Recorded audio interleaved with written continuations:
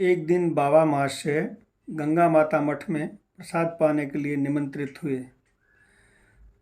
प्रातःकृत्य समाप्त कर भक्त मंडली के साथ कीर्तन करते करते श्री जगन्नाथ देव के मंदिर पहुँचे और वहाँ बहुत समय तक नाम कीर्तन करते करते समुद्र स्नान को गए।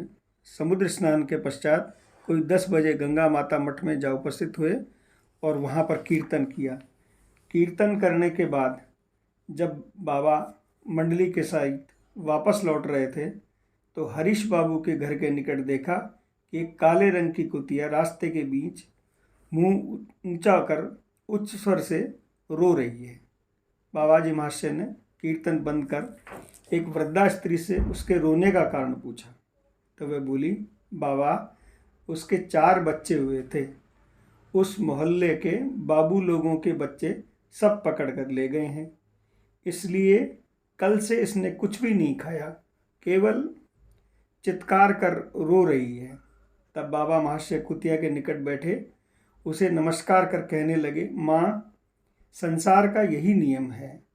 सर्वनियंता भगवान जिसे जिस मुहूर्त में जहाँ भेजते हैं उसे उसी मुहूर्त में वहाँ जाना पड़ता है। कौन किसकी संतान है और कौन किसका माता पिता, संसार केवल माइक संबंध मात्र है। माँ, तुमने पूर्व जन्म की अनेक सुकृतियों के फलस्वरूप जगन्नाथ धाम में जन्म लिया है, किंतु इस सुकृति को इस प्रकार नष्ट करना ठीक नहीं है। तुमने बहुत दिनों माया का खेल खेला है, अब निताई चांद की कृपा ग्रहण करो। आज से सर्वदा नाम श्रवण और महाप्रसाद का सेवन और साधुकों का संग किया करो। तुम्हारे 4 बच्चे चले गए हैं तो जाने दो, हम इतने बच्चे तो हैं, हम सब तुम्हें माँ कहकर पुकारेंगे। चलो हमारे आश्रम चलो और वहाँ प्रसाद पाना। इतना कह बाबा चलने लगे। इतनी देर कुतिया बाबाजी महाशय की ओर एकटक देखती हुई उनकी बात सुन रही थी। जैसे उन्होंने आश्रम चलने के लिए कहा, वह उनके पीछे पीछे चलने लगी।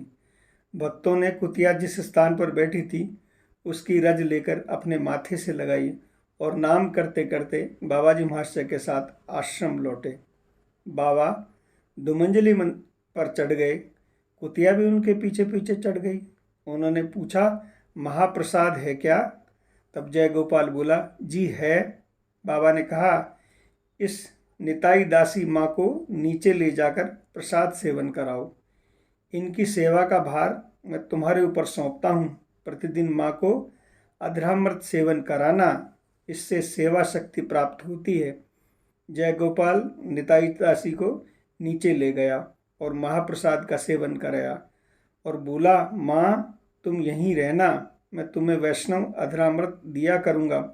उस दिन से निताई दासी बाबाजी महाशय के साथ रहती और जिस जिस स्थान को कीर्तन करने जाते उनके साथ जाती, और यदि कोई अनिवेदित वस्तु जो भगवान को भोग नहीं लगी हो, वो वस्तु यदि उसे कोई खाने को देते तो वो उसको कभी नहीं खाती। और जहाँ ठाकुर की आरती के घंटे का शब्द सुनता तब वो शंख की सी ध्वनि करती, और बाबाजी महाशय जब हरि हरि बोलते तब उनके सामने वह दोनों पैर उठाकर अपनी मुँह से हो कर ध्वनि उच्चारित करती।